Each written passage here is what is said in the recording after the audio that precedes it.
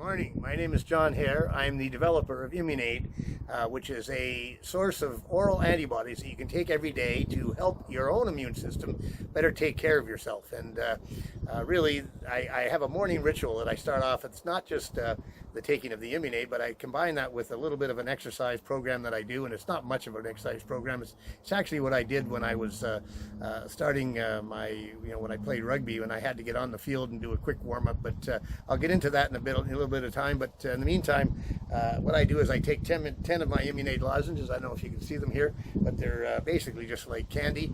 They're a combination of a protein source and monosaccharide sugar. Anyway, I take 10 of those every day, and in the morning, and then another 10 in the evening before I go to bed. And that's the only supplement I take, by the way. And I'm 72 years old now, and I've recently been playing hockey up until the last couple of years. COVID sort of put a dent in that for a little bit, but hockey, like 130 games a year. Anyway, and so there goes my notes. Anyway, one of the things that I like to do every morning is get into this bit of a routine exercise thing. I'm not one for doing a heavy duty routine. One of the things I like to do is keep things, manageable. One of the biggest problems when you get into sort of a workout routine is you take on more than you can chew. And I'm trying to chew my ImmunAde right now, as you can see. Biggest problem with that is you get to the point where it's something you don't really want to do. You're not looking forward to it. In the case of what I do, it's pretty simple. 10 minute routine basically that gives me stretched out, gives me a little bit of pump up exercise, which I'm going to go through right now. Anyway, just on behalf of ImmunAde, like I said, the only supplement I take, nothing else at all. Pretty healthy guy. Going forward, I'm planning to live to be 120. So if you want to join me, start taking ImmunAde, maybe participate in the same morning routine that I do. Now I'll get started. And, somewhere I read that conductors in orchestras apparently live a long life, and they're forever waving their arms around it, directing the orchestra that they're leading. And so I always start, and basically this workout is what I used to use when I was playing rugby, and I played for 39 years. And it was just my quick warm up before going on the field if I had to get on in a quick order. Anyway, it starts off with just basic arm rotations, and doing these for me probably 6 years ago would have been impossible. I was diagnosed with severe osteoarthritis in my right shoulder, and really couldn't even lift my arms up over about shoulder height. So anyway, what I do is I do 10 large circles forward, and I end up getting down to another 10, just getting to about 20 right now, and then I reverse it, go backwards, and then I move along to again getting to the point of 10 large circles backwards. So there's 1, 2, 3, 4, 5, 6, 7, 8, 9, 10. And then I go right away into some shoulder stretches this way. Again, something else I wouldn't have been able to do. So I usually do this 5 of those, I mean. So that's 1, 2, 3, 4, 1, 2, 3, 5. So that's that. And then I do a shoulder stretch, again, another thing that I couldn't have done with the arthritis problems that I have. And I do that, hold that for 10 seconds on each arm. So there's probably 7, 8, 9, 10. And I do the same on the other arm. And again, this is just trying to loosen up to, like I said previously, go on the field and get smashed up in a rugby game. But anyway, 7, 8, 9, 10. And then I do some neck rotations.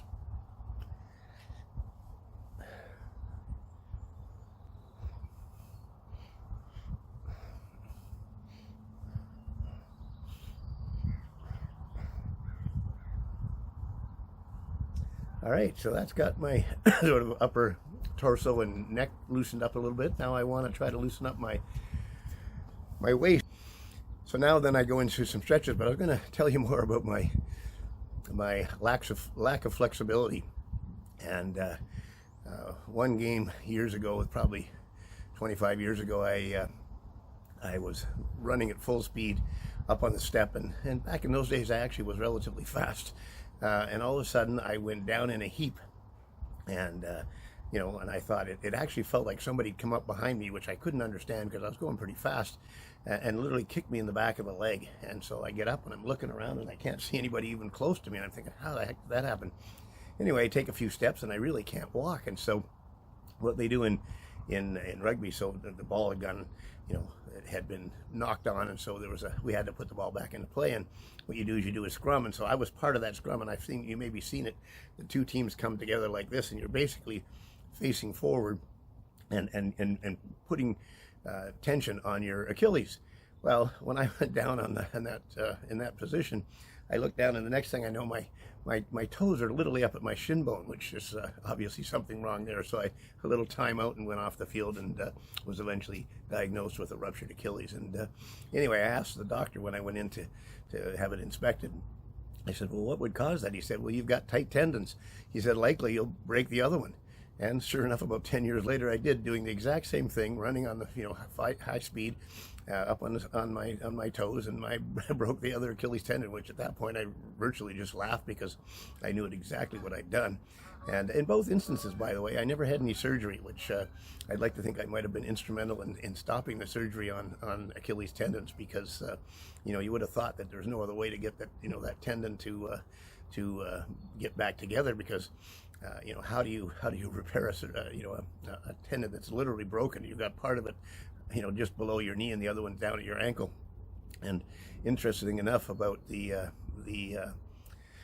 thing with your Achilles tendon, it's in a sheath, and apparently if you just put your leg in the right position and hold it that way, which would be in a casting position with your toes basically pointed down, the tendon will actually grow back together, which I did, and it worked great, and I ended up playing a whole bunch more rugby on that one. And then when I broke the second one, same thing. The doctor said, well, we'll do the surgery on you tomorrow. I said, no, we won't. And he said, well, you're only the second guy that I've ever seen that has declined the surgery. I said, well, not really. I actually declined it, 10 years ago earlier when I broke the other one. So anyway, that's it with Achilles tendon. So anyway, going on with the rest of this workout, my next thing is actually doing that, stretching my leg muscles. And so here we go. I usually just use a kitchen counter, but today I'm outside, and I've actually got a hot tub here that I can work on. And you can see what I'm doing now. I'm stretching my right thigh and putting some pressure on it. I usually do that and hold for about 10 seconds.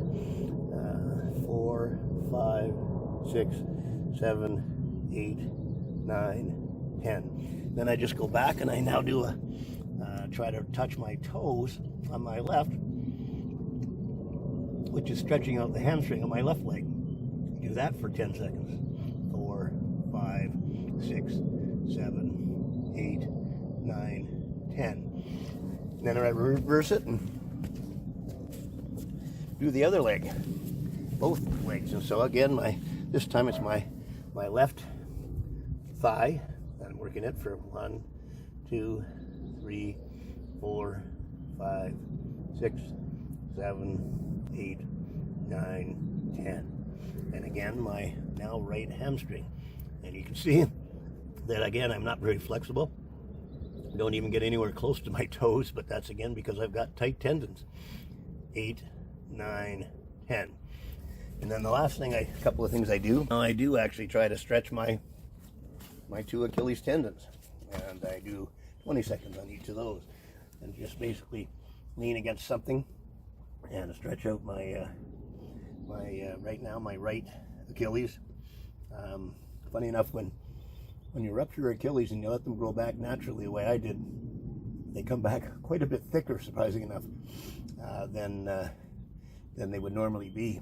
And so I now have 2 pretty heavy-duty Achilles tendons that are holding me together. So anyway, okay, so that's the right. Now I do the left for another 20 seconds. And as I said, I'm not one to, be extreme on the workouts and things like that. I think you've got to do the exercises on a regular basis, and like I said, eat well and such. But to me, if you can just be consistent in doing these things regularly. As a matter of fact, I do this every single day, no matter what. And even if I'm traveling, a couple more exercises I have to do. One is with some weights that I'll show you in a second. But anyway, okay, so that's my Achilles stretches. Next thing I do is really try to stretch out my knees. And this is another thing that I would have had a lot of trouble doing before, because my knees were severely, arthritic, to the point where they were painful, to the point where I couldn't even get half decent sleep at night because they hurt all the time. I couldn't find a comfortable position. So anyway, I usually do about 12 seconds on each of these. And so let's say we're 8, 9, 10, 11, 12. And then I switch to the other knee. And same thing, grab a hold and pull back and hold for 12 seconds. 5, 6, 7, 8, 9, 10, 11, 12. Okay, so that's that part of the workout. So the last couple of things I do for my ImmunAde workout is I've got a couple of 20-pound dumbbells, and I just do 25 of these. What I try to do is, exert enough to get myself tired out, but not to the point where it's going to make me not want to do this. And that's one of the biggest problems with anytime you do workouts. You tend to lose interest because it hurts. And so you get almost any excuse you can to avoid doing it the next day, and that's really where you lose things. As a matter of fact, it's the same with taking ImmunAde. Why it works and how it works best is if you take it consistently every day, and I'll talk about that in a couple of seconds. But anyway, so I just use two 20-pound dumbbells, and I just try to do as much as I can, to get at least a feeling like I'm a little bit pumped, and but not getting to the point where I'm regretting doing it. Anyway, so here we go. So that's 1, 2, 3, 4, 5, 6, 7, 8, 9, 10, 11, 12, 13, 14, 15, 16, 17, 18, and this is where it gets hard. That's 19, 20, 21, 22, 23, 24, 25, and that feels good. So anyway, and by the way, what I've also done is I got myself, well, I'm not always at home where I've got the dumbbells, and I'm certainly not going to take them traveling with me, but I've got this little stretch bands, and I'll show you how they are. Basically it's just rubber band like this, and I put it under my feet, and I'll do those same curls. In that case, I'll show you a little bit how that would work. Put them under my feet, and then just there's the same curl. I do 25 of those. So that's how you can do it if you're traveling. And again, I said the same thing with ImmunAde. If you can be consistent and make sure you don't miss days, and that's the ruination of any sort of workout or health schedule. And like I said, with the ImmunAde, the reason we take it on a daily basis is because it's antibodies that help your immune system keep bad bacteria in your gut in check, to the point where they don't displace the good bugs in your gut. And people think about probiotics and things like that. Well, that's fine, but there's never been any evidence that shows that probiotics actually first of all even stay in your system. A lot of times they'll go right through, and the idea there was, I guess, what they call competitive exclusion, and the fact that you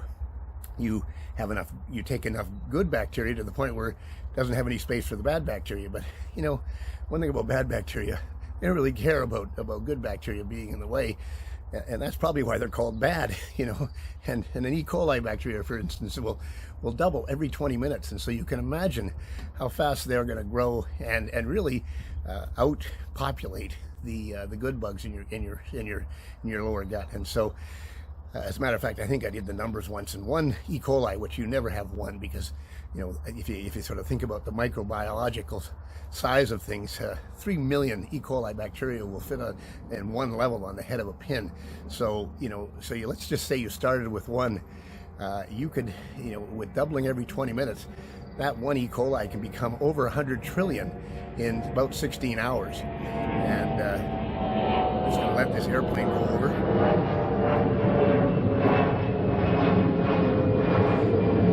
So you can really see how that bad bug overgrowth can overtake, you know, all the good bugs and displace which diversity, and really that's what you want in your lower gut, is you want diversity of different bugs, and our belief is how you increase diversity is by keeping bad bugs in check to the point where your own good bugs can now you know, repopulate on their own. And so, matter of fact, I have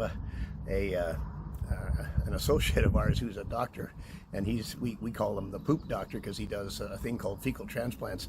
But he analyzes the poop of almost every one of his patients, just like, you know, you get your blood samples and things like that. And he's found that he does an actual coliform count. And I'm not sure if you know what a coliform count is or not, but you might go to a beach one day and see the beach is closed because the coliform count is too high, which means you've got too many what they call sort of fecal type bad bugs in the water, to the point where you're not allowed to swim because you might get sick from it. So and so, you know, I asked him one time, well, how high can that coliform count go? And he said, well, I've seen patients where nothing but coliform. In other words, there's no diversity at all as far as different species go. It's just bad bugs only. And so what ImmunAde does is that it works with your immune system to knock that down. Basically, ImmunAde is really like a second immune system. You're taking antibodies every single day, and they last that day, but they go in and do the job they're supposed to do. Anyway, so the last piece of my exercise is coming up now, and that's basically very simple. I just do 25 push-ups, which, you know, not everybody can do, but you do as many as you can, and again, not overly doing it to the point where you're going to be, you know, mad at yourself because, you know, you're stressing yourself and then not wanting to do it the next day. So, and that's the other thing, you've got to get down. I'm outside on my deck, and it's not exactly soft and such, but anyway, so let's get going on this.